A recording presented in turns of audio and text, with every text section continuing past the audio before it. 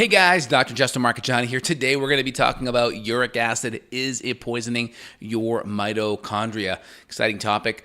Again, please appreciate the like here. Smash the like button. Put your comments down below. Love to see it. Gives me good ideas for videos to come. All right, guys. So what's uric acid? Uric acid is a metabolite of purine metabolism. So most people, when they think of uric acid, they're thinking of eating too much meats, right? Red meats, too much rich purine meat. Well, typically, that's a conventional wisdom, but typically uric acid, according to new data, is going to be the major metabolite of fructose metabolism. Yes, can you increase uric acid from purines and from rich meats? Yes, but again, the thing is you have this metabolism or this enzyme called xanthine oxidase.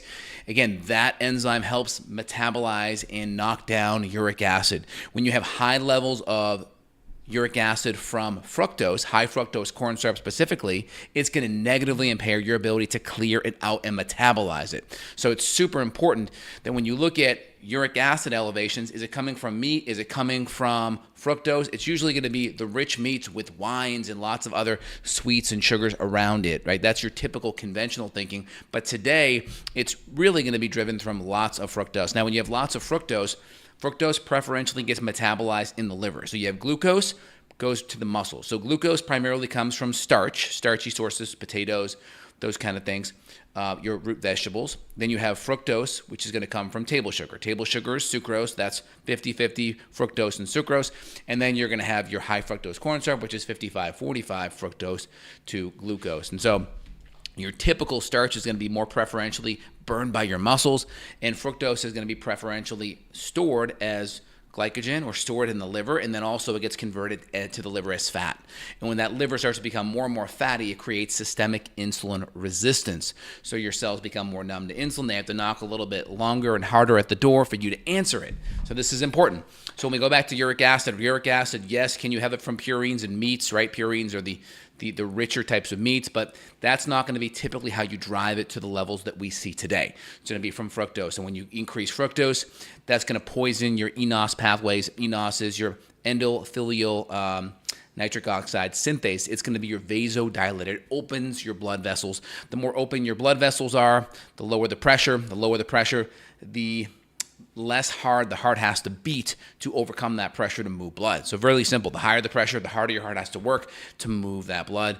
Greater chance of heart failure and myocardial infarction. Now, when you start to make things sticky and you create glycation, cells start to stick together and glutenate. So when you have lots of glycation, lots of fructose, you're going to see elevations of fructosamine and eventually your A1C. So you're sugar coating and you're glycating all of your proteins. The more you glycate the protein, the more it creates internal wrinkling. It creates oxidation of that connective tissue inside and outside, that accelerated aging process. That's known as advanced glycation end products.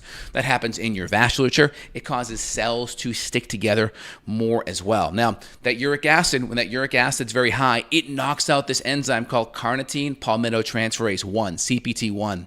That enzyme is vitally important from, here's the mitochondria, and here's outside the mitochondria.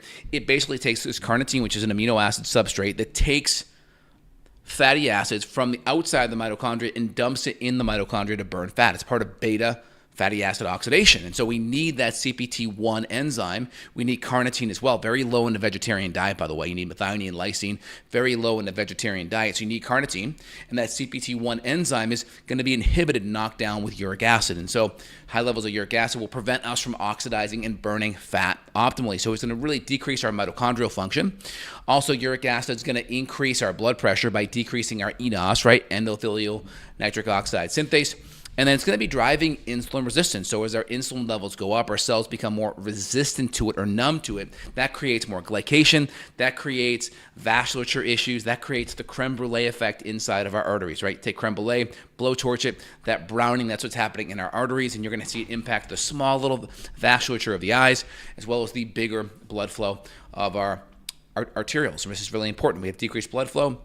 That's going to increase. You're going to see it with ED, erectile dysfunction. You're going to see it with peripheral neuropathies in the hands and feet. You're going to see it with a little microvasculature in the eyes as well. So very important. So if you want to look deeper, you have to look at your liver enzymes too, because uric acid is going to also, so when the high level of uric acid happens, right, the uric acid is going to happen because of fructose. Fructose is going to get stored in the liver, or is going to cause a fatty liver because it's going to get converted into fat deposits in the liver. And as that fat deposits occur in the liver, you're going to see these upregulation of enzymes called JNK enzymes, JNK enzymes, and that's going to cause a breakdown of the liver. You'll see an increase in your ALT enzymes above 25. And ALT is that alanine transferase enzyme that's going to go up when your liver starts to break down. So you're going to see one increase in liver breakdown via ALT. You're going to see an increase in uric acid. You're going to see an increase in fatty liver. You're going to see an increase in insulin resistance. And you're also going to see an increase in your inability to burn fat. So it's vitally important. You want to dig deep under the hood to get to the root cause of why this is happening. So can uric acid impair your fatty acid metabolism and your mitochondria? Yes, it can. So hope this video is helpful. If you want to dive in deeper on the functional medicine side, look under the hood here.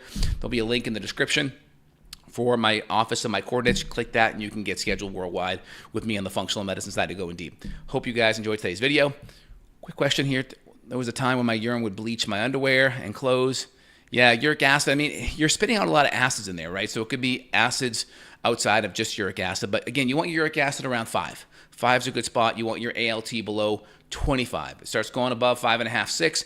Too much, probably having insulin resistance. Again, get your fasting insulin also looked at too, because you want that, below 7, ideally below 10, but definitely below 7 or 5. So hope that makes sense, guys. If you want to dive in deeper, links down below. Hope you enjoyed today's video. Take care, guys. Bye now.